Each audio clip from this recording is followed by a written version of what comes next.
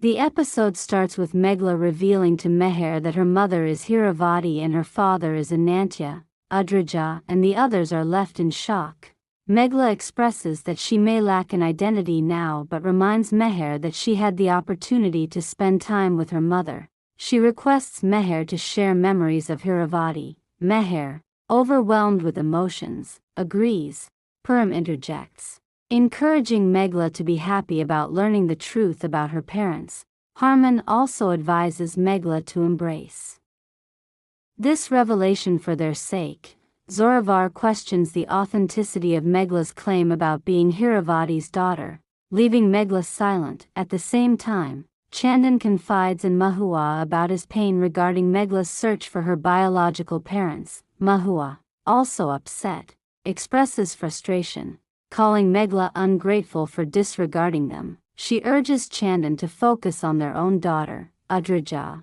Chandan insists that if Udraja is his responsibility, she should be living with them. Mahua, however, supports Udraja's choice to stay at Bajwa's house, stating that her health has improved. Chandan then asks Mahua about Meghla's age at the time of adoption, causing Mahua to grow emotional. At Bajwa's house, Zoravar reacts to Meghla's revelation and walks away. Ranbir tries to stop him but fails. Meher apologizes to Meghla for her past actions and vows never to hurt her again. She shares details about her and Hiravati's promise, leaving Udraja stunned while others appear pleased. Meghla and Meher embrace. Ranbir advises Meher to stay strong, as she is the one who can provide comfort to Meghla. Elsewhere, Chandan reminisces about the memories he and Mahua created with Meghla after adopting her. Mahua, though emotional, remains disappointed that Meghla chose to visit the orphanage with Ranbir instead of Chandan, while Chandan defends Meghla's decision.